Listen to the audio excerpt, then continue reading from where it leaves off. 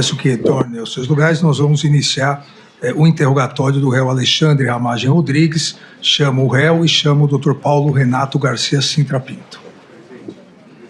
Por favor.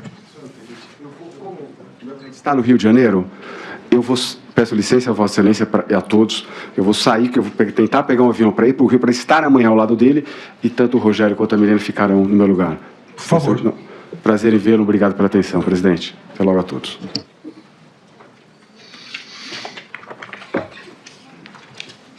Um dos advogados pode assumir a cadeira, por favor.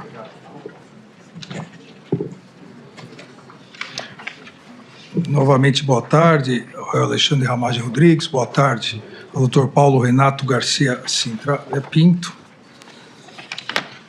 Então, aqui já foram devidamente qualificados, também já fizemos no início, que vale para todos os réus, a questão do direito ao silêncio.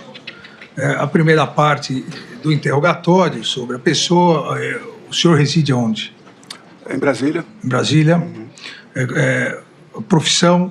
Deputado federal. Deputado federal e delegado de Polícia Federal licenciado. Já foi preso ou processado alguma vez? Não. É casado? Casado. Tem filhos? 2 filhas. 2 filhas, idade dos filhos? 13 anos e 6 anos de idade. 6 anos de idade. Aqui, em relação à segunda parte, é verdadeira? O senhor conhece a acusação que lhe é feita? Sim. É verdadeira a acusação? Não, não é verdadeira. Não sendo verdadeira, o senhor tem algum motivo da atribuição dessa imputação do Ministério Público ao senhor? O porquê dela? Eu entendo que não há veracidade nas imputações de crimes. Estamos aqui para demonstrar a inocência. O senhor conhece as testemunhas que já foram inquiridas? Todas as testemunhas, não. Tem algum impedimento, alguma questão em relação a alguma delas? Nenhum. Então, vamos iniciar com as questões objetivas.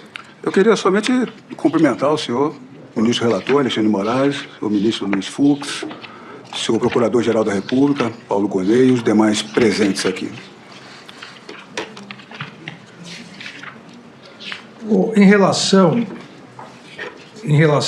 ao senhor, e a partir disso daí eu vou fazer as questões específicas para que o senhor possa esclarecer a todos, nós temos aqui a imputação de construção de mensagem de fraude eleitoral, de monitoramento ilegal, questão da BIM paralela, que aqui há uma parte, mas há uma investigação em paralelo, produção de desinformação e ataques virtuais.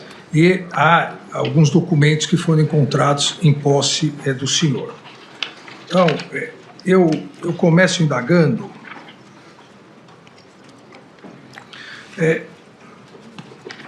qual foi a informação de inteligência que o senhor recebeu e a partir dessa informação, ou qual foi o pedido, ou qual foi a razão que resultou da ação de inteligência para verificar em 29/7/2020, o senhor diretor da BIM, interferência estrangeira em razão da empresa Positivo ter ganho licitação no TSE.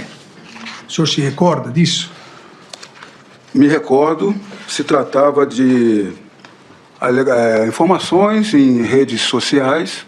A Agência Brasileira de Inteligência, como órgão de inteligência, tem a função de obtenção de coleta de informações para produção e difusão de conhecimento. Havia uma informação em redes sociais, inclusive está nos autos, uma tela que dizia que uma empresa chinesa, a Lenovo, teria adquirido a empresa Positivo, brasileira. Eu, então, apenas passei essa informação à Diretoria de Contra-Inteligência e à Diretoria de Tecnologia, que é o CEPESC, que é o Centro de Pesquisa e Desenvolvimento para a Segurança das Comunicações, para verificar. Essa informação não era verossímil, não tinha veracidade. O controle social da Positivo se demonstrava apenas de brasileiros, nacionais, Então, essa informação foi descartada, não se tornou nenhum documento de inteligência, muito menos um briefing, um informe ou mesmo um relatório de inteligência. Foi descartado.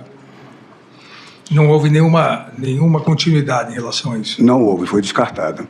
O que eu explico sobre a inteligência é que essa coleta e obtenção de informações são diversas.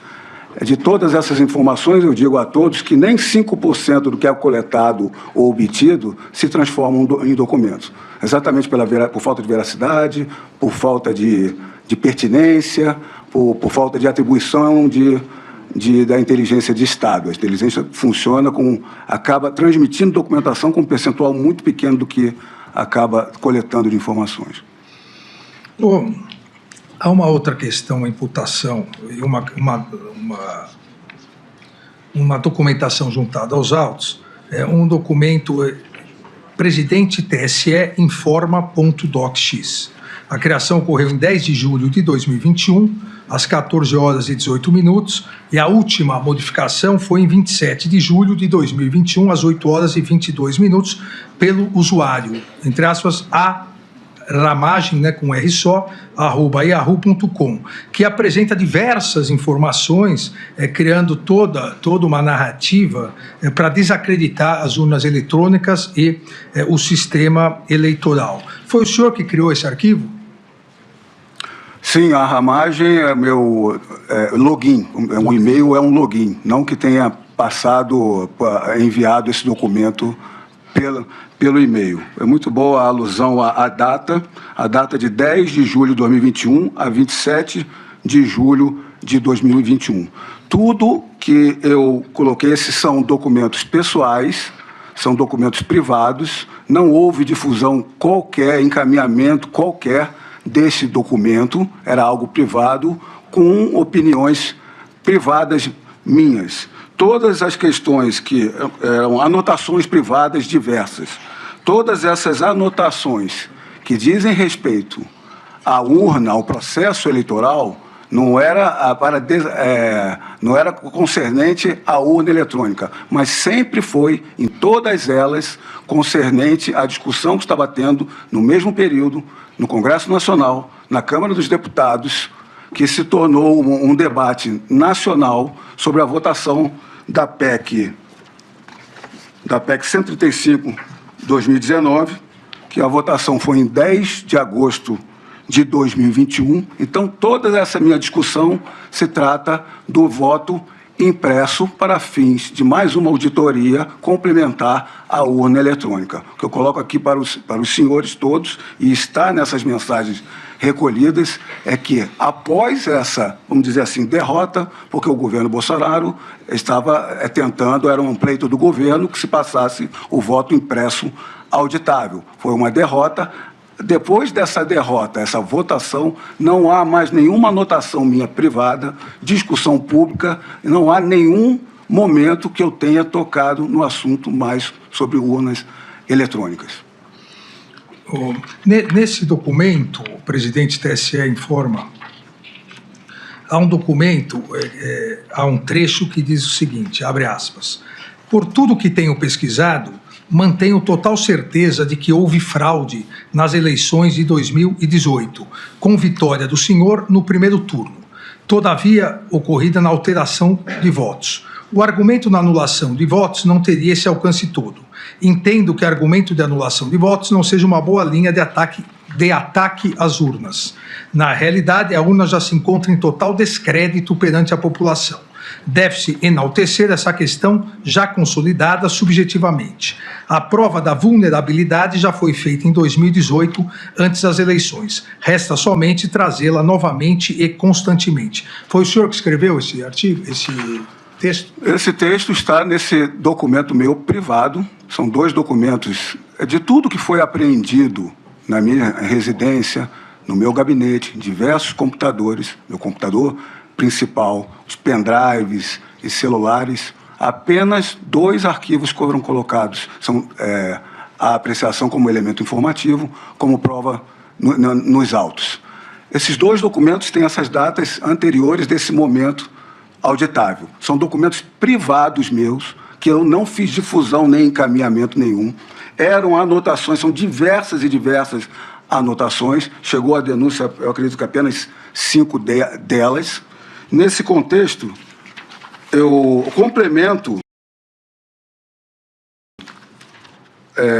a sua narrativa do texto, porque na denúncia houve uma concisão, mas no relatório da Polícia Federal, as páginas 26 e 27, há mais partes desse texto, onde eu coloco o voto auditável é o controle dessa liberdade desses técnicos. Porque eu disse no parágrafo anterior, do que está escrito, há domínio de apenas alguns técnicos do TSE ao código-fonte e chaves criptográficas. E eu venho, o voto auditável é o controle dessa liberdade. Ou seja, esse comentário todo diz respeito à votação que estava acontecendo no Congresso Nacional. E eu repito, depois que houve a votação, não há mais anotação privada minha, fechada privada, que não houve difusão minha, muito menos pública. Eu digo ao senhor o seguinte, que esses dois DocX, são documentos sem formatação, sem destinatário, são anotações minhas. E anotação em notas. Notas é um aplicativo, que é nota particular. Esse computador, onde foram achados apenas esses 2 arquivos DocX, é o meu computador que eu tenho desde 2019 até quando ele foi apreendido em janeiro de 2024. Então, ele perpassa toda a minha atribuição, né, como diretor-geral da ABIN, quase 3 anos. Depois, toda a minha licença para campanha eleitoral, pré-campanha e campanha, e ainda 1 ano de mandato parlamentar está eu usando esse computador com diversos documentos. Não há uma menção, inclusive, do pleito de 2021 sobre o trabalho de urnas. O que foi colocado aqui é sempre uma intenção de aprimoramento, e essas são as falas, senhor ministro, que publicamente, eu possuo o Twitter, hoje o X, houve 2 publicações minhas nesse momento que diferem muito do meu pensamento privado. A primeira delas, ou seja, o que eu expus publicamente no Twitter, em 24 de maio de 2021, sobre o tema. O deputado Felipe Barros havia anunciado que ele seria o relator dessa PEC, que foi votada em agosto. Eu apenas retuitei e essas foram as minhas falas. O que eu escrevi no Twitter, né? Voto auditável significa segurança ao pleito eleitoral e evolução das urnas. Assegura a integridade e transparência aos resultados do sufrágio universal. Compromisso com a representatividade popular e a democracia. Parabéns pela importante relatoria. Depois disso, nesse contexto, já em 1º de agosto de 2021 se avizinhava ali a votação, eu quase que repeti o que eu escrevi 3 meses antes. Voto auditável significa evolução das urnas e segurança ao pleito eleitoral. Assegura integridade e transparência aos resultados do sufrágio universal. Compromisso com a representatividade popular e a democracia. Eleições democráticas com contagem pública de votos. Ou seja, no meu particular, quando eu coloco um ataque, atacar um argumento não é quebrar, é argumentar. Isso no meu privado, que eu não tenho essa difusão, não houve essa difusão para ninguém. Ali, eu digo aos senhores, era momentos no meu computador e no meu celular pelos notas. Era momento de pensamento, de algo que poderia ser interessante, diálogo, pensamento particular meu, que alguma conversa poderia ser provocado, mas isso não quer dizer que eu passei esses documentos, o documento eu não passei para ninguém, que eu tenha passado, transmitido, encaminhado a qualquer pessoa esses documentos. Eu digo mais, senhor ministro, após a votação, que não teve sucesso, eu fiz uma postagem quando saiu em diversos jornais, grandes meios de comunicação, que a ABIN renova contrato com o TSE para cuidar da segurança das urnas eletrônicas. O órgão mantém parceria há 23 anos. Esse é um contrato que foi celebrado entre o diretor-geral da ABIN, eu, e o diretor-geral do TSE. E, naquele momento, houve um aprimoramento.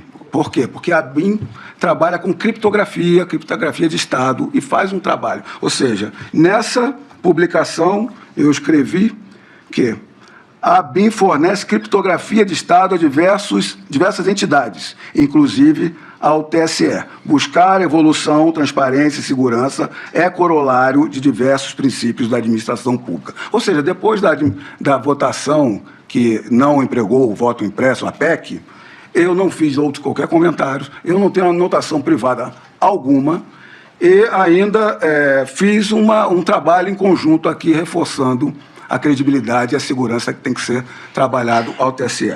Eu lhes digo mais para entrar na questão das lives, porque fala em construção...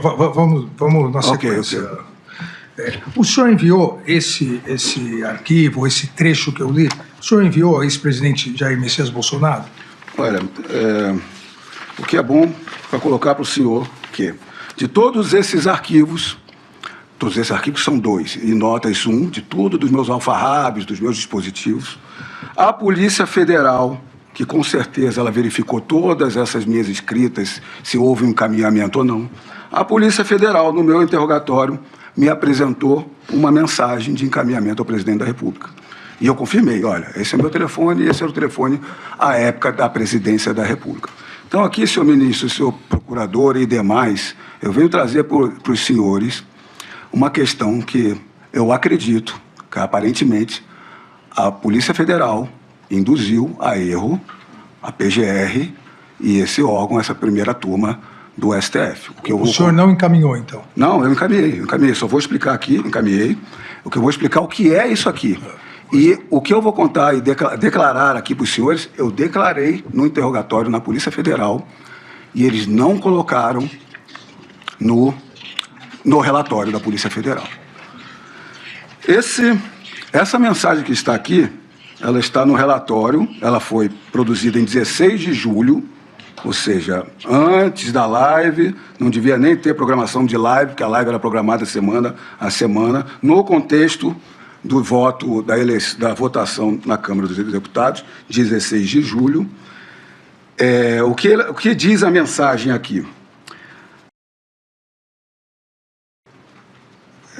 A mensagem, inclusive, é cortada, não entendo por que é cortada, porque eu acredito que o início deve explicar o que eles não querem que se explicou, que em processo antecipado de fiscalização, essas palavras minhas escritas, de auditoria dos softwares de urna, as maiores autoridades em computação já conseguiram verificar diversas falhas e vulnerabilidades. E aí eu elenco. Sistema de inicialização de urna, boletim de urna falsa, chave criptográfica da urna, ordem do registro digital do voto, quebrando o sigilo do voto, código-fonte. Senhor ministro, eu expliquei na Polícia Federal, os senhores sabem o que é isso? Isso aqui é ipsis literis, literal, por isso que é fácil identificar, de um vídeo de uma audiência aqui no Pleno do Supremo Tribunal Federal, perante os ministros. Eu avisei na hora a delegada que estava me inquirindo. Isso é um vídeo que eu encaminhei ao presidente da República. É um vídeo de mais de 10 minutos que o advogado dos peritos criminais que fazem o teste público de segurança da urna, que se tem desde 2009, sempre antes da urna, ele apresenta essas questões saneando as questões. Ou seja, não é um vídeo que mostra que quer derrubar a urna, mas mostrando que a urna tem constante evolução nesses testes de segurança. Inclusive, a manifestação é um vídeo que não é cortado para se tirar de contexto, vamos dizer assim. Nesses 10 minutos, não é apenas o advogado que está se manifestando no pleno, há a manifestação do então ministro Lewandowski, colocando a questão das urnas. O próprio ministro Luiz Fux se manifesta, porque os testes ali estavam sob sua gestão. A ministra Carmen Lúcia estava presidindo e coloca a questão que os testes são rotineiros pela segurança. E o ministro Gilmar Mendes ainda espanca a questão, informando que são rotineiros, são segurança, que atende o que os técnicos colocam e saneiam a questão. Então, essa é a única mensagem, senhor ministro, porque o resto é um doc-x, coisas particulares minhas, eles vasculharam tudo, com certeza, meu. Essa é a única mensagem que eles dizem que eu enviei para alguém contra as urnas. Só que eles esconderam essa informação, que se trata de um vídeo que está no YouTube, na internet, que retrata uma audiência no plenário do Supremo Tribunal Federal, que não é algo contra a urna, é mostrando que tem que se ter sempre evolução da urna Quando é que vai ser crime uma audiência no STF? Quando é que vai ser crime enviar um vídeo que só demonstra que a urna tem natural evolução? Então, esse arquivo, presidente, TSE em forma DocX, o senhor não enviou, presidente? Não enviei a ninguém. Esse é um arquivo exclusivo meu. É um arquivo de diversas anotações, uma atrás da outra. Então, por que consta, por tudo que tenho pesquisado, mantenho total certeza de que houve fraude nas eleições com vitória do senhor? Por que a mensagem se direciona ao presidente, ao então presidente? Ela se direciona, senhor ministro, porque a forma de concatenar as ideias é sempre uma questão de diálogo. Isso não quer dizer que eu enviei a ele ou conversei com ele, ou tive oportunidade com ele. Um dos dois arquivos, o nome do arquivo, inclusive, é Bom Dia, Presidente. Por quê? O que aconteceu? Em volta do presidente Bolsonaro... Esse Bom Dia, Presidente, nós vamos chegar lá. Vamos ficar nesse. Então, esse não foi enviado? Não foi enviado. O senhor afirma que mantém total certeza de que houve fraude nas eleições. O senhor, delegado federal de carreira e diretor da ABIN. O senhor tem alguma prova de fraude nas eleições de 2018? Senhor ministro, essa é uma questão de documento, anotação privada minha, de uma desconfiança privada. Mas eu só quero saber se o senhor tem alguma prova. Não, e mais, o que eu quero colocar, senhor, é que colocam que eu estava construindo uma mensagem. As questões sobre urnas eletrônicas são discutidas pelo então presidente Bolsonaro, inclusive quando ele era deputado federal, em 2015, a PEC que foi aprovada nas duas casas foi de autoria dele, só não entrou em execução por questão de dotação orçamentária. E aqui eu trago o texto da própria denúncia da PGR, recebida por essa primeira turma, em que diz, iniciando o título, na página 29 da denúncia: Jair Messias Bolsonaro inaugurou seus ataques ao sistema eleitoral brasileiro ainda durante a campanha presidencial de 2018 e persistiu na narrativa infundada de fraude após ser eleito. A fraude, que nunca conseguiu nem descrever nem demonstrar, teria impedido que se houvesse sagrado vencedor das eleições de 2018 desde o primeiro turno. Ou seja, pela própria denúncia, se mostra que essa alegação minha é lugar comum. Eu não estava construindo nada novo, eu não estava levando ao conhecimento nada novo, e de um documento que não foi enviado para o presidente, era algo meu de concatenar as ideias. Como eu lhe falei, a única prova que se diz contra mim não é uma prova, é um ipsis literis, verificando o vídeo, eu escrevo exatamente o que o advogado relata, exatamente. Quando o senhor foi questionado na Polícia Federal, quais teriam sido as pesquisas realizadas pelo investigado, senhor, que resultaram na identificação de fraude das urnas em 2018, com a vitória do então presidente da República no primeiro turno? O senhor respondeu: costumava escrever textos de fontes abertas para a comunicação de fatos de possível interesse do então presidente da República. E o senhor informou que isso não quer dizer que tenha transmitido ao presidente a totalidade ou parte dos argumentos que foram redigidos. E, na sequência, foi indagado qual seria a ação de inteligência para, entre aspas, enaltecer essa questão já consolidada subjetivamente, que consta nas suas anotações, e como eram realizadas as publicidades para a constante publicidade, entre aspas. Deve-se dar continuidade àqueles argumentos que devido e constante publicidade. E o senhor respondeu novamente que costumava escrever textos de fontes abertas para a comunicação de fatos para o presidente. A ABIN, sob a sua direção, realizou alguma operação de inteligência no sentido de tentar comprovar fraude às urnas eletrônicas e nas eleições de 2018? Não, como eu coloquei, toda essa questão é uma questão privada, vinculada exclusivamente à votação. Voltando à questão do Bom Dia Presidente, é isso que eu quero explicar. No começo do governo Bolsonaro, eu apenas ia ao gabinete do presidente quando chamado. Em determinado momento, ele falou para mim, foi quase uma chamada: mas vem aqui almoçar comigo. Então, eu frequentava o gabinete do presidente uma vez a cada 2 semanas, para o final da agenda da manhã, era ali 11 horas da manhã, a gente chegava. Ali conversava com diversas pessoas, estava sempre ministros palacianos, parlamentares e convidados do presidente. Então, essas questões todas são anotações privadas minhas. Não quer dizer que como eu coloquei aí, que eu transmiti totalidade, parcialidade ou alguma dessas, porque o documento é extenso, com várias anotações. Só foram pinceladas 5 de 2 dessas questões. A ABIN fez trabalhos verificando o que tinha conhecimento, sobre as urnas, como qualquer jornal fez também.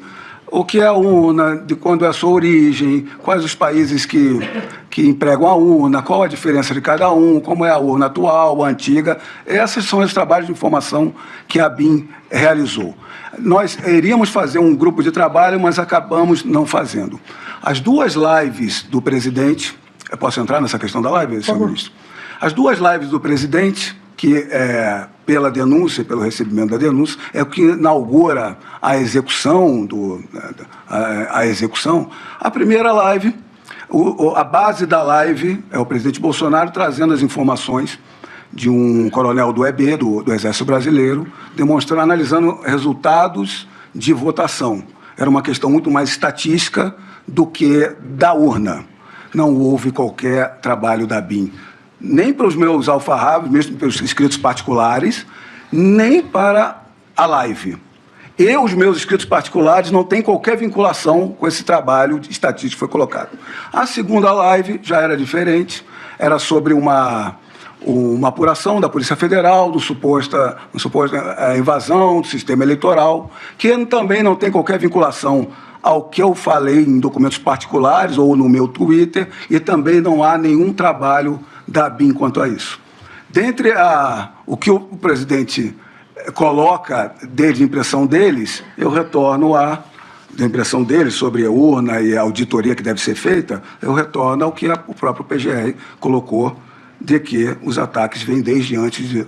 Os argumentos, vou dizer assim, né? Porque ataques é como está descrito na denúncia. Os argumentos vêm desde antes de 2018, do presidente Bolsonaro querendo esse aprimoramento do sistema eleitoral.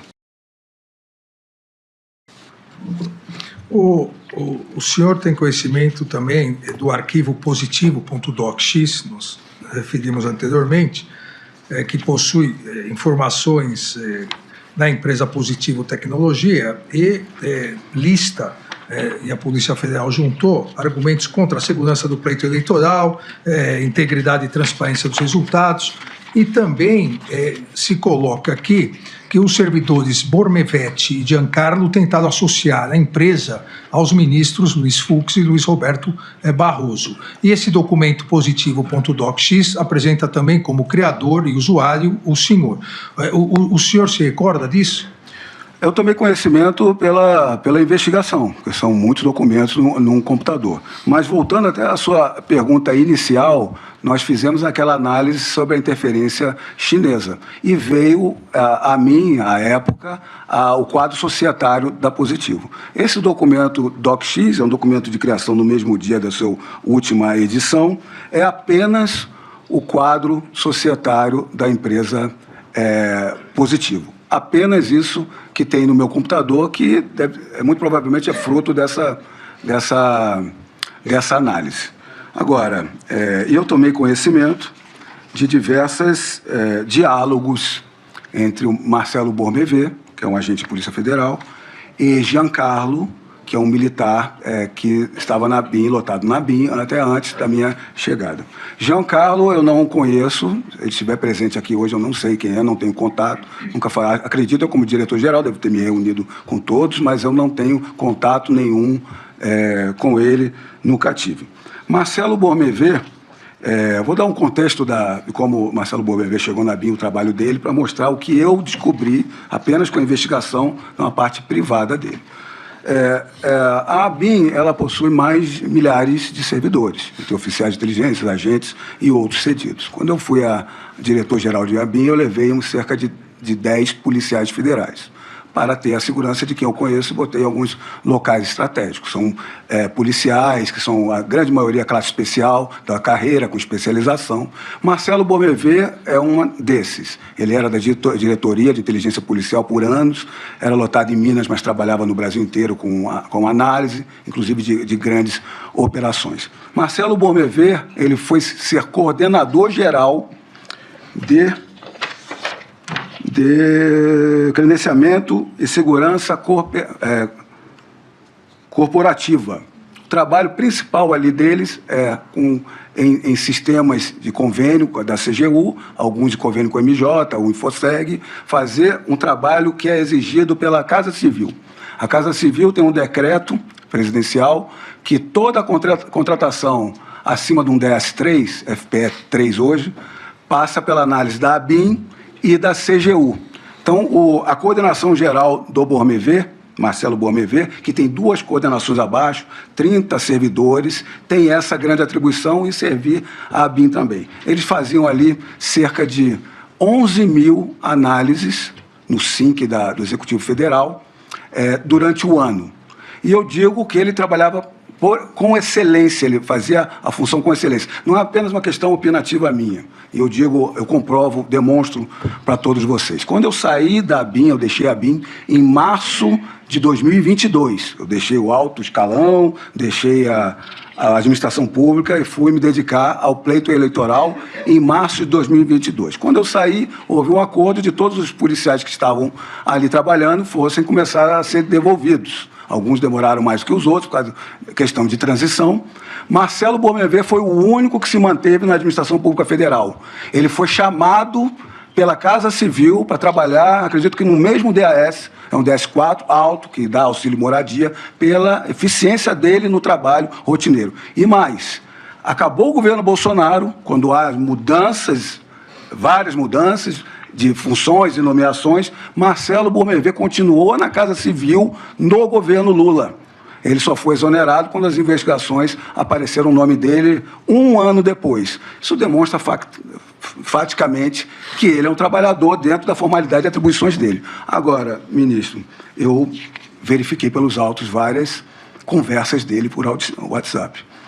E essa conversa dele por WhatsApp, eu não tenho como ter conhecimento ou controle do que ele faz numa conversa privada de WhatsApp com um colega ou com um amigo ou com quem quer que seja. Então, eu acredito que será a sua pergunta de adentrar. Esse diálogo deles com o Giancarlo já demonstra tudo o que aconteceu sobre essa questão do positivo, que não tem vinculação a mim, ali com um documento que só tem quadro societário.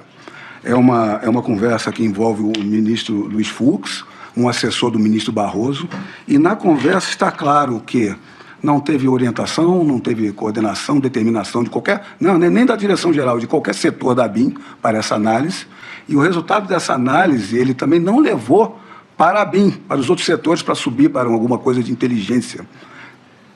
Está aqui que ele assistiu a um youtuber, e com o que ele assistiu no YouTube, ele verificou uma vinculação com a Positivo, com o Banco Itaú. Isso eu descobri que nesse tempo que está no relatório, as páginas 33 e 42. Falando com o Giancarlo fala, eu li sobre isso em algum lugar. Quando eles concluíram a análise, eles decidiram encaminhar a um grupo, que eu acredito ser um grupo de WhatsApp, fora da ABIN, de conhecimento deles. Ou seja, não foi pela ABIN e não foi de fora da ABIN. O documento positivo, e aí vai um grau especulativo pela primeira vez. Pode ser que, como viram que não ia sair veracidade sobre Lenovo e não se traduziu em forma de inteligência, eles resolveram fazer por conta própria alguma coisa que não tem vinculação a mim, não tem meu conhecimento, muito menos qualquer outro setor da ABIN. O senhor já se referiu ao outro documento encontrado, Bom Dia Presidente, DOC-X. Nesse documento, o senhor já explicou grande parte dele, mas nesse documento há uma parte que diz, que o senhor escreve, entre aspas, reunir grupo técnico de confiança para trabalho de aprofundamento da urna eletrônica. E o senhor foi, inclusive, questionado na Polícia Federal sobre qual seria esse grupo técnico de confiança que o senhor organizou para o aprofundamento dessas questões da urna eletrônica. O senhor se recorda desse grupo técnico? Quem fez parte desse grupo técnico? Muito bem. Esse arquivo também, Bom Dia Presidente, é outro arquivo DOC-X que não saiu do meu computador, não foi encaminhado. Esse diálogo demonstra claramente que se trata de uma anotação, realmente eu explico por quê, e não mensagem para ser encaminhada. Reunir o grupo técnico de confiança para o trabalho de aprofundamento da urna eletrônica. No terceiro parágrafo, são só 4 parágrafos, a questão é exatamente essa, confiança e segurança. Não há aqui algum argumento deletério contra a urna. Os grupos de trabalho, eu me recordo, sim, inclusive há 18 tópicos abaixo, no momento na Polícia Federal. Eu estava me lembrando, depois em casa eu fui, quando peguei as informações da cópia dos autos, eu fui buscar. Primeiro, um grupo de trabalho na BIM, ele é sempre formal, mas pode ser informal. Acontece de ser, é raro. Não houve grupo de trabalho nenhum. A intenção aqui era que, como eu coloquei agora anteriormente, a criptografia de Estado, inclusive pelo convênio que a BIM tem no TSE, a criptografia desenvolvida para a BIM, eu acredito que seja, é uma opinião, cogitação, que seja superior à estudada pela Polícia Federal, pelas Forças Armadas. O grupo de trabalho que eu me referi aqui, e esse, bom dia, presidente, esse arquivo, só para voltar atrás, o início da edição, a criação dele é de 2020, e final dele é 11 de março de 2021, ou seja, muito longe do que está sendo apurado aqui hoje. A intenção desse grupo de trabalho era levar a BIM ao TPS, Teste Público de Segurança. Eu estudei a questão, são resoluções do TSE à época, e chamei o diretor do CEPESC, do Centro de Pesquisa e Desenvolvimento de Segurança da Comunicação. Eles se animaram, os experts. Eu falei, se a gente for tentar, nós temos que falar com o diretor-geral do TSE para tentar estar na resolução que habilita as Forças Armadas, a Polícia Federal, as universidades, até setores privados.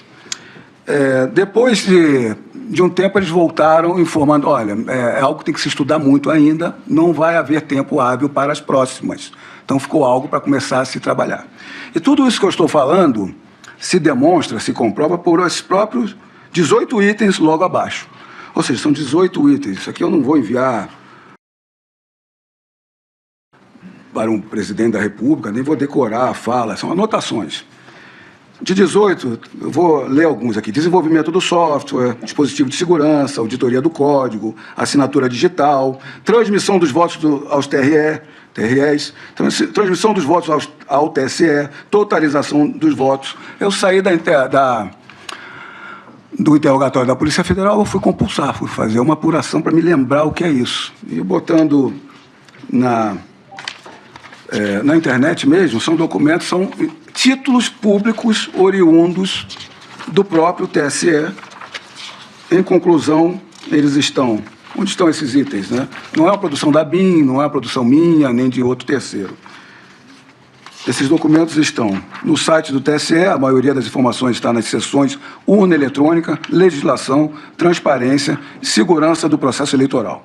Diário da Justiça Eletrônica, DJE, resoluções e portarias são publicadas no DJE, acessível no site do TSE. Portal da Transparência do TSE inclui relatórios de auditoria, editais e contratos. Relatórios do Teste Público de Segurança disponíveis após cada edição do TPS, realizado periodicamente desde 2009. Então, essa era uma listagem de como fazer o teste público de segurança que nós queríamos habilitar a BIM, e não foi à frente em razão do período.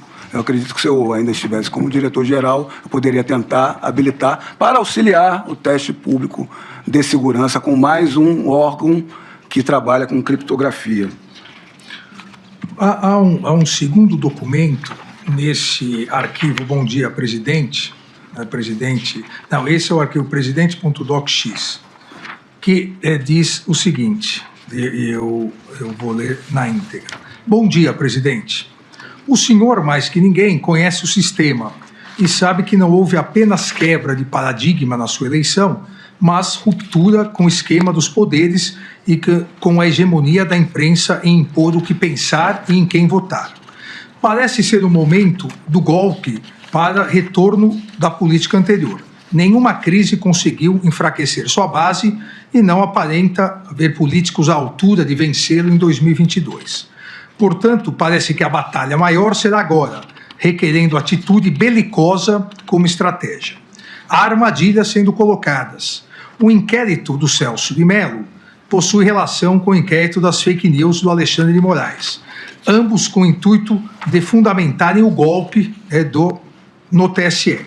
Sendo assim, primeiro é necessário que a PGR arquive o inquérito do Celso de Mello, para expor todas as nulidades do procedimento do Alexandre de Moraes. Nesse segundo momento, o senhor terá total legitimidade de contestar decisões monocráticas do STF, além de passar a expor todas as arbitrariedades dos ministros do STF, a começar pelas perseguições de Celso de Mello e Alexandre de Moraes. Mas, para isso, necessário ter uma AGU mais estratégica e combativa, diferente da subserviência apresentada nos últimos atos. Esse documento o senhor também não enviou para o presidente da República. O senhor escrevia uma carta para o presidente e não enviava. É isso? Eu escrevia textos privados que me concatenavam a ideia para, se possível, em algum momento, ter algum debate. Então o senhor não enviou isso ao presidente? Esse aqui eu não me recordo de ter enviado essa questão para o presidente. Mas eu gostaria de assinalar algumas questões aqui. Como foi falado aqui em diversos momentos, não é segredo de ninguém que havia algumas insatisfação. Isso é da decisão judicial, uma parte fica satisfeita, a outra fica insatisfeita. Havia uma insatisfação muito grande com determinadas decisões judiciais, mas nenhuma delas foram descumpridas. Essa é a grande questão. E o que eu coloco nesse argumento todo, que eu demonstro a insatisfação, poder alegar, poder arguir, é consulta à AGU. Consulta à AGU. Já que se reclama de que há decisões do Supremo Tribunal Federal que são contrárias à lei ou que dá um prazo exíguo para cumprimento, que se recorra ao órgão de Estado, ao órgão técnico, jurídico e judicial, que tenha capacidade postulatória para se arguir, eu coloco arguir. Arguir é alegar, argumentar, como órgão técnico para haver uma contestação. É diferente de manifestações contrárias, se utilize das Forças Armadas, se utilize do MJ, da Força Policial, não. Eu estava a todo momento dentro da possibilidade de, se estão havendo decisões que se entende manifestamente ilegal, que se procure a AGU para um parecer técnico, para se cumprir ou não, mas levando à reconsideração do Supremo Tribunal Federal. Então, essa foi minha intenção sempre. O senhor não encaminhou nem ao presidente, nem ao PGR, então, nem à AGU. Ficou só para o senhor mesmo. Não, inclusive eu coloco nesse texto que o controle dentro dos autos é da PGR e do STF. Em todos os casos, um parecer técnico jurídico darão suporte para apontar violações constitucionais e legais. Essa é a questão que eu coloco, não uma questão particular minha, de uma insatisfação que estava acontecendo, para se levar a um órgão de Estado para se verificar e questionar esse tipo de questão. Sempre dentro da institucionalidade. Nunca coloquei para o presidente, descumpra uma ordem judicial. Parecer técnico para ver se cumpre ou não, arguindo ao judiciário pelo órgão técnico da Advocacia Geral da União. Inclusive acompanhando o testemunho do AGU Bruno Bianco, e nunca foi feito isso aqui, e no momento lá, porque isso aqui foi feito, Bom Dia Presidente... Na época não era o Bruno Bianco. Não era a época, então, era bem anterior, né, em março, né? Não havia essa questão de... em nenhum momento eu estava aqui querendo ir contra a institucionalidade, as instituições e os poderes. Só sugerindo uma via de contestação devida, regular, de um órgão de Estado. E essa outra mensagem também não era contra os poderes, também foi encontrado nesse mesmo documento. Vou ler a mensagem integralmente. Tramitou o pedido de apreensão do celular do PR, presidente da República. Aparenta que não seguirá precedente de oitiva do PR por escrito, como decidido antes por Fachin e Barroso em casos do Temer. Alexandre de Moraes preside inquérito sem provocação da PGR e sem distribuição, onde investiga fatos genéricos utilizando polícia particular e relegando à PF apenas o cumprimento de medidas. Não concede vista dos autos à PGR, AGU e OAB. Suspendeu a posse do DGPF, julgando em seguida a perda de objeto para não levar a questão a plenário, apesar de erros da AGU nesse particular. Escritório de sua esposa representa políticos do PSDB nos tribunais superiores, principalmente no STJ. Movimenta-se para arquivar, nesta quarta-feira, início de ação penal contra desembargador do TJMG, onde verifica-se sua vinculação nas investigações. Na recente troca do DG-PF, perdeu o 02, Disney Rossetti, como garantia de esquemas em São Paulo.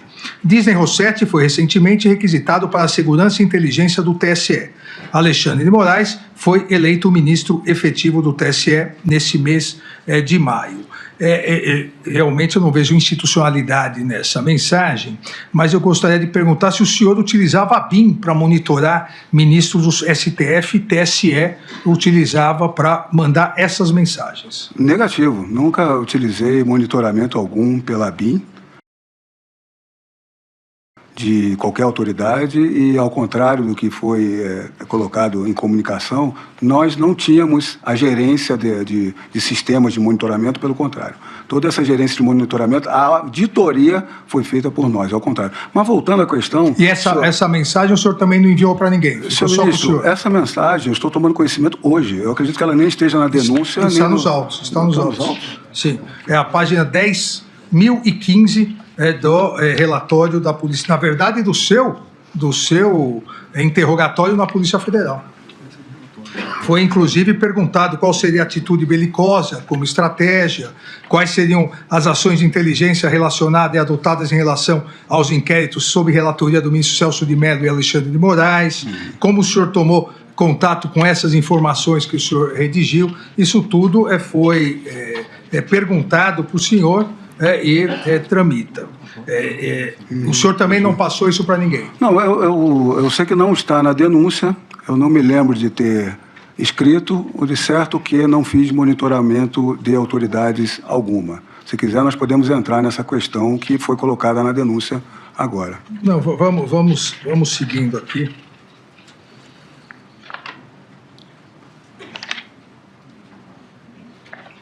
Foi indagado, inclusive, como o senhor tomou conhecimento sobre eventual pedido de apreensão do celular do presidente da República. O senhor respondeu que não se recordava. Foi perguntado como o senhor podia afirmar que o delegado Disney Rossetti tinha garantia de esquemas em São Paulo. O senhor também disse que não se recordava do documento. Aqui também, e nas sustentações orais, as que todos os réus se recordam, inclusive uma indagação que a ministra Carmen Lúcia fez a um dos advogados, em um dos momentos, e eu repito aqui, se o senhor utilizava a BIM para operações de inteligência e monitoramento, não só de ministros do Supremo, do TSE, mas visando a proteção e resolver problemas particulares do então presidente Jair Bolsonaro e seus filhos e sua família. Negativo, não houve essa questão. A questão é o sistema First Mile. O sistema First Mile, ele era utilizado pelo Departamento de Operações, que não havia policial algum lotado naquele Departamento de Operações.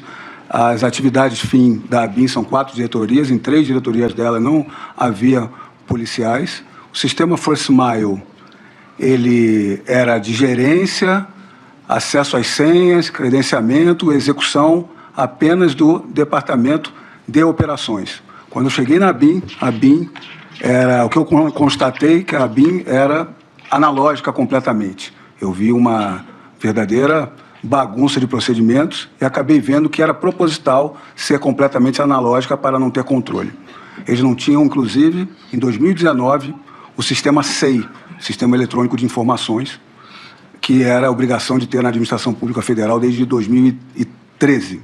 Eu acabei instalando 2 SEIs, um para contato fora, externo, e um interno. Todas as contratações eram feitas por as diretorias e nós, com relação a isso, havia um descontrole do uso das ferramentas. Em 2020, eu pedi uma auditoria, em razão dessa bagunça, posso dizer assim, uma auditoria, deixa eu até ler o início da... momento.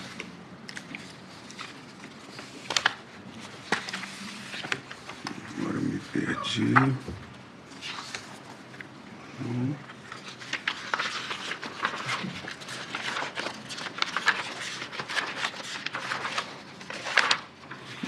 Deus.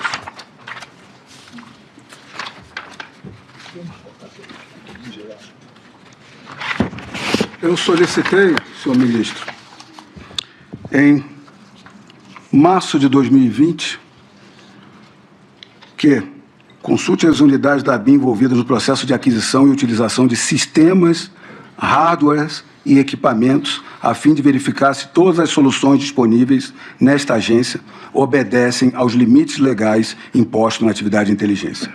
O levantamento deve conter lista de ferramentas e equipamentos, resultado da prova de conceito, conclusão do parecer jurídico e indicação de que a aquisição foi aprovada pelos órgãos de controle. Ou seja, eu fiz um pente fino na BIM. Consultei o ministro Wagner, trouxe servidores da CGU que fizeram um controle interno da BIM. Demoraram quase um ano. Vieram para todos os setores, indicando a nós que deveria fazer abrir uma coordenação de prospecção, nós fizemos, passando apenas pelos diretores, nós fizemos, e diversas medidas. Algumas ferramentas eles assinalaram como especiais, e dentre elas estava o First Mile, que era gerenciado e executado pelo esse departamento de operações. Diversas foram as notícias que esse equipamento não estava sendo utilizado adequadamente. Foi um equipamento que foi comprado na gestão Temer, teve prova de conceito, teve parecer da AGU, a compra dele foi regular para a utilização. O que estava sendo verificado ali é se ele estava sendo usado regularmente. E aqui eu dou exemplo de uma persecução penal, num inquérito policial. Se há uma diligência a ser feita por um agente, há uma pré-determinação, com uma fundamentação, e depois tem um resultado. O que nós queríamos é que esses logs de acesso desse First Mile viessem com a comprovação do porquê acessou e o seu resultado. Então, nós fizemos essa auditoria e diversas provas documentais mostram, estão nos autos, de que nós fomos a fundo nessa auditoria.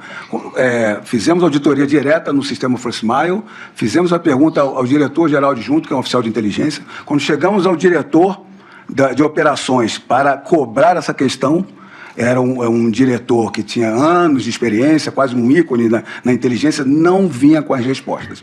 Naquela época, a gente suspeitava que estava tendo uma inteligência privada ali, algo particular, que alguém estava fazendo para fins particulares. Esse diretor não veio com solução nenhuma. Nós exoneramos, em agosto, esse diretor e 3 dias depois encaminhamos todo o processo para a corregedoria. Não há um policial ou a direção geral que tenha determinado questões desse First Mile, apenas a diretoria de inteligência. Hoje, pelas notícias e pelos autos, se vê que são diversos logs e nenhum deles tem essas autoridades que foram falados em âmbito nacional. E agora, o mais importante, como nós estávamos desconfiando, quando chegou ao final desse contrato, desse First Mile, nós decidimos, a direção, eu decidi não dar continuidade ao sistema First Mile. Nós não prorrogamos, não demos continuidade, nem procuramos ferramenta semelhante. E isso foi em 10 de maio de 2021. A Polícia Federal tem esse dado. Não havia mais First Mile a partir que é uma ferramenta de geolocalização grosseira. Ela só disse a pessoa está em Copacabana, ou em Ipanema, não consegue dizer onde ela está aqui nos 3 poderes, se está no Planalto, no STF ou no Congresso Nacional. Nós encerramos o First Mile em 10 de maio de 2021, quando nós sabemos que qualquer monitoramento ou verificação de pessoas na apuração aqui hoje é de 2022. Então, é mais uma, que eu digo, indução a erro do juízo, porque a Polícia Federal sabe que o contrato do First Mile acabou em 10 de maio de 2021, não foi renovado, não havia mais na BIM, não tinha utilização na administração pública federal. E mesmo assim, no relatório da PF, eles colocaram esse sistema First Mile. E digo aqui, peço licença para, com certeza, é o que eu ouço, né, para empurrar para o ramagem nessa questão de golpe indevidamente. Então, essa questão cronológica deixa claro. Fosse Maio acabou aqui em 10 de maio porque eu não dei continuidade e encerrei quando a execução colocada pela denúncia começou em 29 de julho. Qualquer alusão a um monitoramento de autoridades só em final de 2022, quando Fosse Maio se acabou por decisão nossa em maio, 10 de maio de 2021, senhor ministro.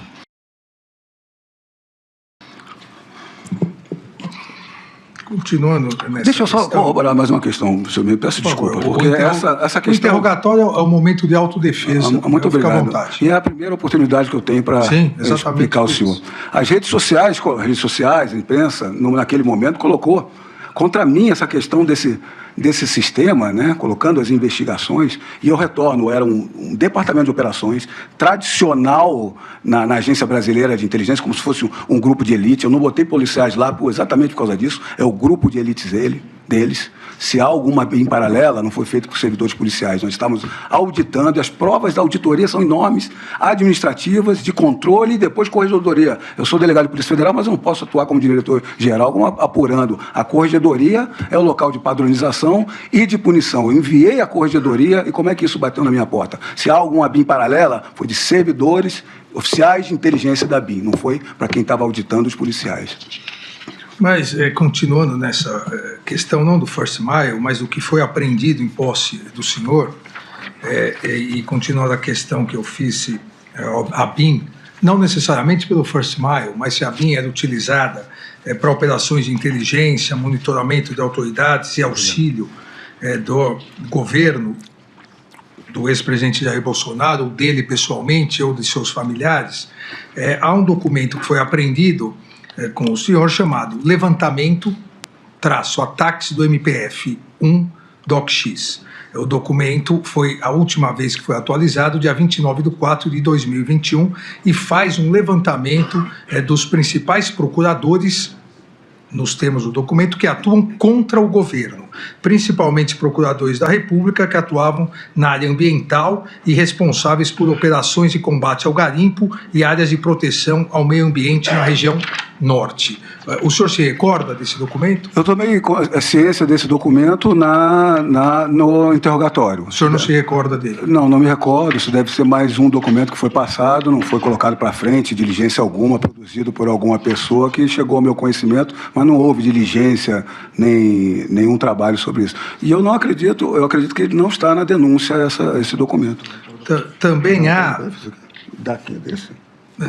Também há um outro documento em que há uma lista de inquéritos policiais federais da Superintendência Regional da Polícia Federal do Rio de Janeiro, em que constam os investigados. O senhor fez uma lista de vários investigados que constam investigado a partir dos recursos públicos envolvidos em investigações. Diversas informações de beneficiários de partidos, de políticos investigados. O senhor se recorda disso também, não? Pela investigação também. Apenas quando me apresentaram, mas não me recordo quem me enviou, do que se tratava, e não foi tomada nenhuma diligência. O senhor não passou essas informações ao ex-presidente Jair Bolsonaro? Não, de maneira nenhuma. Na investigação, foi apreendida uma conversa em que o senhor teria sido procurado pela assessora do vereador Carlos Bolsonaro, filho do então presidente Jair Bolsonaro, pela assessora Luciana Almeida, porque estaria precisando muito de uma ajuda relacionada ao andamento de inquéritos que envolveriam o presidente da República e seus 3 filhos. O senhor se recorda disso? Também não. Senhor ministro, isso não está na denúncia, não está no relatório da PF desse procedimento, mas eu não vou me furtar de responder. O senhor tem direito ao silêncio, eu quero dizer. Não, eu tenho certeza disso, mas não vou me furtar, porque eu conheço. É sempre bom recordar. E é bom explicar essa questão. Fica muito claro nesse WhatsApp que a data, uma assessora do Carlos Bolsonaro, que eu só a conheci durante a minha campanha, que eu visitei o gabinete do vereador Carlos Bolsonaro, eu conheci os assessores dele, eu já estava fora da BIM, estava de licença, não estava nas minhas atividades na Polícia Federal e não estava nas minhas atividades da BIM, estava em campanha. fica muito claro nesse print, né, que ela me conheceu nesse período eleitoral, porque ela se apresenta a mim, e depois do período eleitoral, ela me dá os parabéns, me congratula pela eleição, ou seja, já tinha passado o pleito eleitoral, que eu consegui me eleger deputado federal, e ela envia uma mensagem, né, perguntando sobre procedimentos da Polícia Federal. Não há resposta minha. Eu me lembro se eu não vi ou não respondi. Eu acredito que a pessoa ali devia estar querendo ajudar, não sabe que não há acesso, e eu não respondi, não perquiri, não consultei, não pedi para ninguém consultar, não foi feito nada. Apenas uma pessoa que mandou uma mensagem desavisada, porque eu não tenho acesso, estava fora da polícia, e não pedi a ninguém. E digo ao senhor, a Polícia Federal, apenas com essa mensagem de uma servidora que eu acredito que ela não tinha ali não tinha consciência que poderia ser uma irregularidade, consultar, eu acho que foi nessa linha, eu não conversei com ela depois, com esse argumento, sem o Carlos Bolsonaro ter me pedido nada, não tinha contato sempre tive bom contato com ele, mas nada nunca sobre a BIM. A família Bolsonaro é uma família que são campeões de votos, eles não trabalham com nada sigiloso com redes sociais, é tudo fonte aberta, ele não precisa de informação nenhuma, ele tem seus advogados e nem informação sigilosa, tudo que eles postam é sempre, pode ser crítica, pode ser tudo, mas sempre questões de fonte aberta. Esse argumento, a Polícia Federal, por esse argumento apenas, colocou o Carlos Bolsonaro numa investigação da BIM, que eu já demonstrei aqui, que eu estava auditando irregularidades dentro da instituição. Agradeço ao senhor Alexandre Ramagem Rodrigues.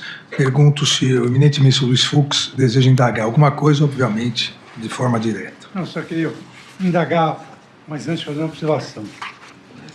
Eu, na qualidade de presidente do CNJ e do Supremo Tribunal Federal, numa sexta-feira à noite, recebi um pedido para liberação de 2 bilhões de reais que seria fruto de uma fraude. E eu, na qualidade de presidente do CNJ, eu sustei essa possibilidade e determinei que o juiz da causa é que analisasse.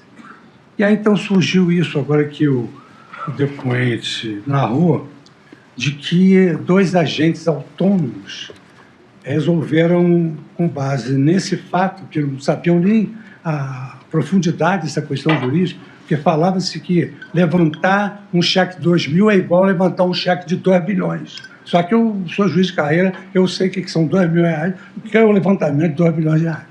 E aí, então, surgiu essa suposta intriga, porque a coisa ruim não pega em pessoa que anda correto e com exemplaridade na sua função. Mas isso independentemente disso. Eu só queria reafirmar, porque eu acho que eu vi isso, que o depoente ressaltou que isso foi feito por 2 agentes da BIM, sem qualquer controle da direção-geral da BIM. Quer dizer, queria saber se houve alguma determinação da ABIM para que houvesse essa manipulação dessa situação jurídica, alegando que a empresa tinha na sua estrutura um banco, que o banco tinha como integrante uma pessoa que era parente do... Negativo, senhor ministro. Eu tive consciência dessa questão por esses diálogos altos, assim como o senhor. E eu vi ali, né, e ficou bem evidente, eu fico feliz com isso, que demonstra que a administração da BIM não tinha conhecimento, nem determinou esse tipo de questão. Eles colocam muito claramente ali que, olha, eu ouvi de um youtuber sobre essa questão, o outro falou, eu li em algum lugar. E começaram a ver, eu não vou me lembrar de tudo, mas o principal, o fundamental, eu me recordo. Era o Banco Itaú, e o ministro tinha uma vinculação aqui, as cotas eram tais, vamos jogar para um grupo tal. Ou seja, não houve pedido de nenhum setor da BIM, quanto mais da direção-geral, que é 3 níveis acima, e o resultado não foi para a BIM, foi para fora. Eu não vou aqui, eu não sou julgador, se é um ilícito penal, administrativo, ou só é uma reprovabilidade moral, não sei. Mas sem vinculação alguma. É a questão de que o diretor-geral da Polícia Federal compra o armamento, eu não posso ser responsável pelo erro do armamento de quem está no fronte. E esse servidor, Marcelo Bovenveu, eu conheço, ele é de excelência, capacidade, como eu demonstrei aqui, depois ele foi convidado para a Casa Civil, para um DAS, ao sair da BIM, e no governo Lula ele se manteve. Então ele sempre cumpriu as suas atribuições com excelência, ele é um grande analista da inteligência policial. Eu não tenho como controlar, saber o que ele faz no ambiente interno ali de comunicação de WhatsApp dele. Então, na verdade, é possível que a BIM tenha arapongas autônomos que fazem o que querem. Olha, e essa era a minha discussão. Quando eu adentrei a BIM, eu vi essa proposital analógico, nós em 2019, eu fiz esse pente fino de tecnologias, quando você bota todos os softwares, hardware, equipamento, é pente fino, até câmeras, e fizemos. Nós ainda trouxe um perito da Polícia Federal, que já foi o coordenador de orçamentário financeiro, classe especial, para fazer prova de conceito, para começar a verificar, porque eu vi que eles andavam com objetivos próprios, se capacitavam para sair da BIM e não trabalhavam para o cerne da questão. A BIM só obtinha conhecimento, não trabalhava a BIM. Na nossa gestão, minha e do general Heleno, o CISBIM começou a ser alimentado, eu comecei a fazer convênios com a CGU, com o Ministério da Justiça, isso tudo é catalogado, os logs, e começamos a trabalhar a prova de conceito para verificar isso que eu falei, que a gente tem a Polícia Federal. A polícia no Brasil é o órgão mais controlado de polícias, acredito, no mundo. Nós temos o controle judicial, do Ministério Público Judicial e Externo, nós temos a própria Controladoria, a Corregedoria, o TCU. Nós estamos acostumados ao controle. A BIM não tinha. E é um controle do Legislativo que não é eficaz. Então, nós levamos sistemas, que os sistemas sejam logs, para nós verificarmos quem está acessando o quê. E foi exatamente o que aconteceu com o First Mile. Eles utilizavam o First Mile sem dizer o porquê do alvo e o resultado. Nós queríamos exatamente isso, eles não davam solução. E aí eu exonerei esse chefe que tinha 30 anos de caso e coloquei para a corregedoria. Hoje, o que eu tenho de notícia da investigação que veio para cima de mim, é que eles estão vendo que não tem autoridades nenhuma, tem a parte de interferência, tem muita gente boa também na BIM, eu estou criticando, mas tem muito oficial de inteligência espetacular, pessoas boas, então não posso, nessa parte aqui, ser injusto. E é a grande maioria. As pessoas trabalhavam com interferência internacional, espionagem, proteção ao conhecimento sensível, a BIM trabalha com a Itaipu, com diversas, faz essa parte de criptografia preventiva, porque a Polícia Federal faz a repressiva. Então, a gente desenvolveu muito isso. E tem muitas pessoas boas. Mas, sem controle, as pessoas acabam explorando essa falta de controle, infelizmente. Satisfeito. Obrigado, ministro Luiz Fux. Eu passo a palavra ao procurador-geral.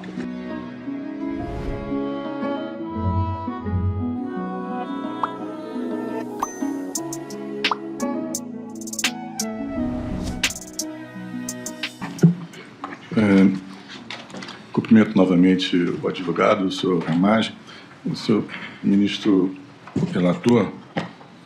O senhor Ramagem afirma que escrevia os arquivos apenas para efeitos próprios, privados. Mas no documento PR-presidente, ele escreve: parabéns, presidente. Isso era, mais uma vez, eu gostaria de saber se o senhor Ramagem mantém a assertiva de que parabenizar o presidente da República servia apenas para organizar as próprias ideias. Eu poderia responder, por favor? Sim, eu mantenho, sim. É uma forma de eu me lembrar o que poderia falar com o presidente da República, porque essas questões não eram assim. Como eu coloquei no interrogatório da PF, não estou alterando nada do que eu coloquei no interrogatório da PF, estão sendo pensados, né, aqui, o que é interessante, a acusação, 5, 10, de diversos comentários e anotações minhas, privadas. Eu anotava para um determinado momento ver, tá concatenado, a forma que eu poderia falar. Isso não quer dizer que eu passei ao presidente totalidade ou parcialidade do que está escrito aqui, ou porque, quando eu estava com o presidente, com outras pessoas, o assunto não entrou, não fui indagado, ou a minha opinião, ou passou a opinião. Isso não quer dizer que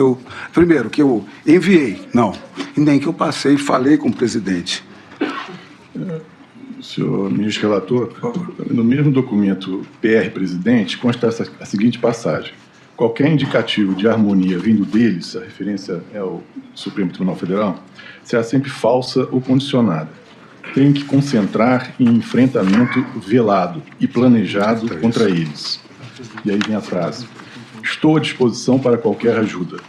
Novamente, a minha pergunta é se esse colocar à disposição do presidente da República foi apenas para arquivo pessoal, foi apenas para organizar as próprias ideias. Sim, a maneira, eu faço em primeira pessoa, de uma maneira de escrita rápida do que eu estou pensando. Isso não quer dizer que eu fui ao presidente e nessas palavras eu passei essa informação. Eu não tenho como dizer essa informação, eu passei o que eu escrevi. Com toda certeza, não foi exatamente o que eu escrevi ou eu não passei nada, não tem como dizer.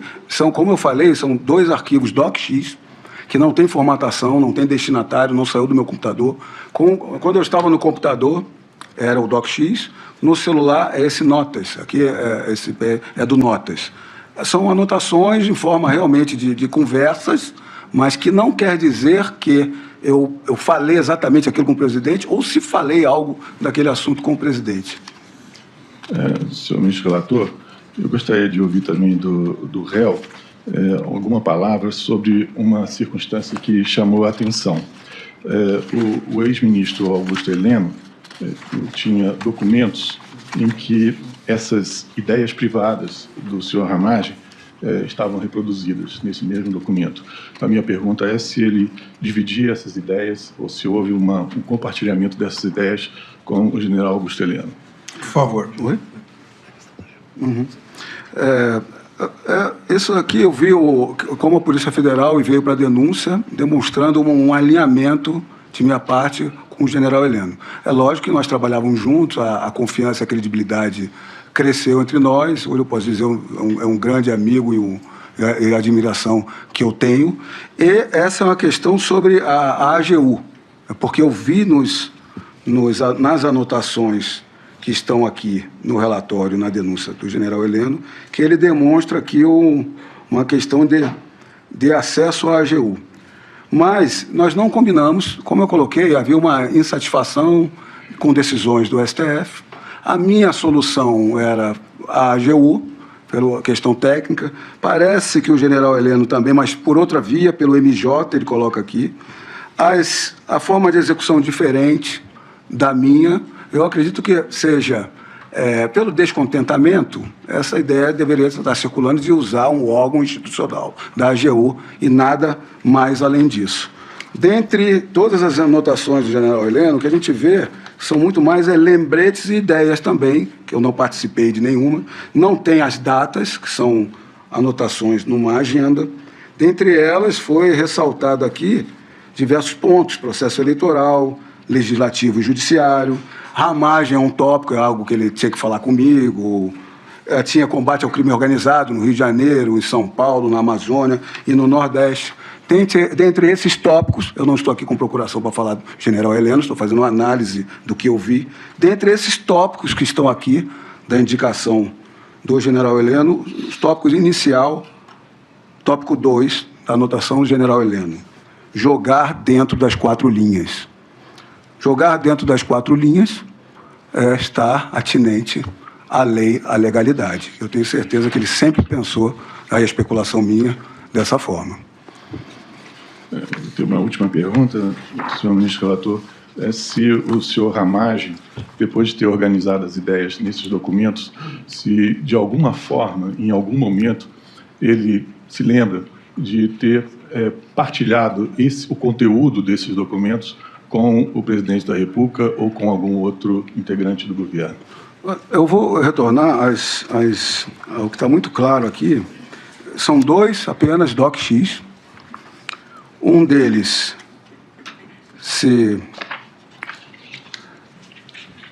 criação e o último acesso dele em março de 2021, ou seja, não há uma vinculação aqui, no meu entender, com o que está sendo apurado, e o outro de 10/7 de 2021 a 27/7 de 2021, sempre no contexto da votação da Câmara. Como eu coloquei para os senhores, eu não falei mais de urna eletrônica depois da votação da Câmara. Não tem, o meu computador foi até o meu trabalho como deputado federal, não tem nenhuma anotação nesse sentido. Aqui era uma vontade política de se ganhar aquela votação, foi respeitada essa vontade política. Então, aqui só há vínculo com esse período. Todo esse período de julho de 2021 apenas, nada posteriormente. E todas as outras anotações, como eu esclareci aqui, dentro da legalidade, opiniões de um documento, DocX, e de um notas, que não tem o encaminhamento. Por quê? Porque eu escrevi em primeira pessoa para levar. Isso não quer dizer que eu passei, que eu conversei, e na integralidade, na totalidade, parcial ou da maneira como estava escrito ali. Realmente eu escrevo numa forma de diálogo.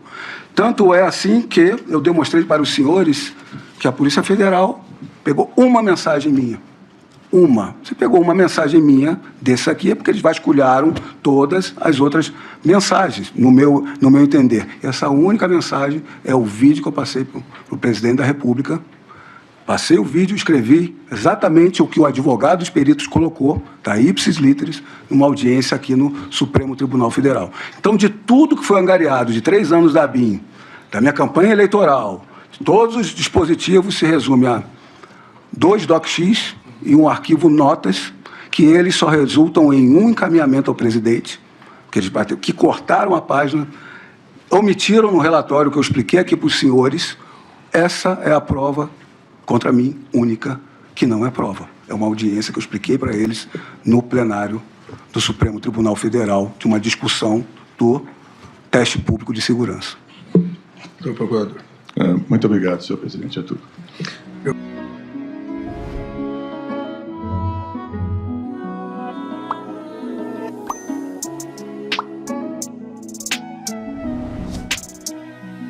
Eu passo, então, a palavra das defesas, inicialmente ao advogado do réu colaborador, o doutor Jair Alves Pereira.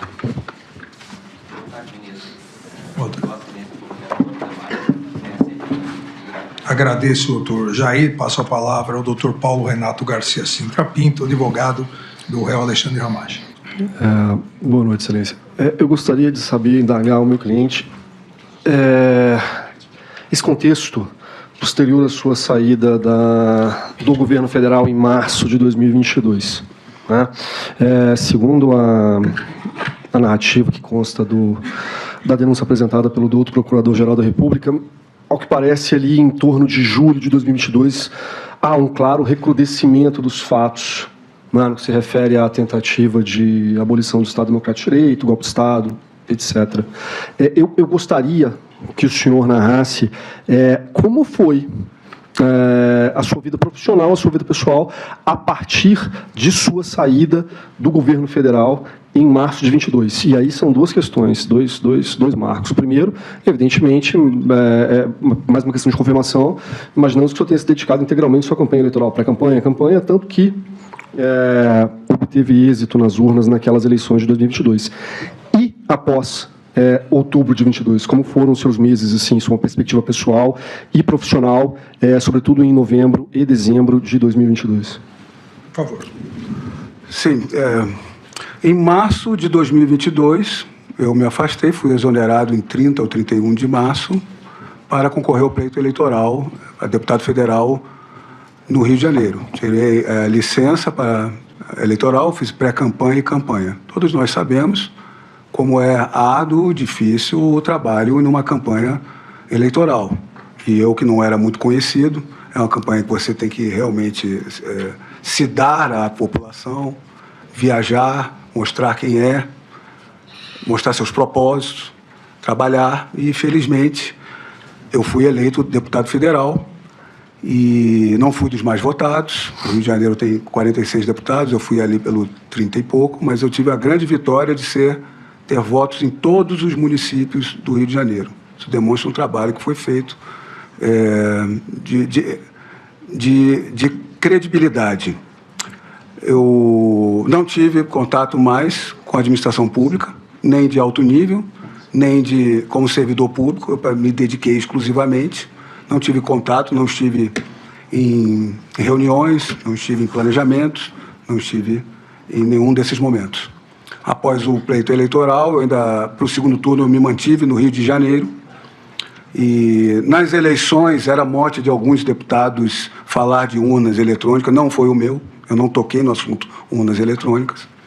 E continuei no segundo turno para auxiliar, dar a minha contribuição ao segundo turno no Rio de Janeiro, ao candidato a presidente, o Jair Messias Bolsonaro. Com a derrota, eu tenho residência no Rio, tenho residência aqui em Brasília. No ano eleitoral de 2022, as minhas filhas ainda estavam estudando aqui em Brasília. Eu retornei a Brasília não apenas por causa disso, mas porque eu já não estava mais na BIM e acabou minha licença eleitoral. Eu me apresentei na Polícia Federal e cumpri meu serviço na Polícia Federal algumas semanas, tirei uma parcela de licença capacitação e tirei férias em janeiro. Eu me dediquei em dezembro a montar meu gabinete, é uma virada de chave completamente, todos devem presumir isso, e montar o gabinete em Brasília, você precisa do componente técnico, administrativo, eu me dediquei muito a essa questão. É isso. Excelência, obrigado. Sem mais perguntas. Agradeço, doutor Paulo Renato. Eu passo, na sequência, a palavra ao doutor Demóstenes Torres.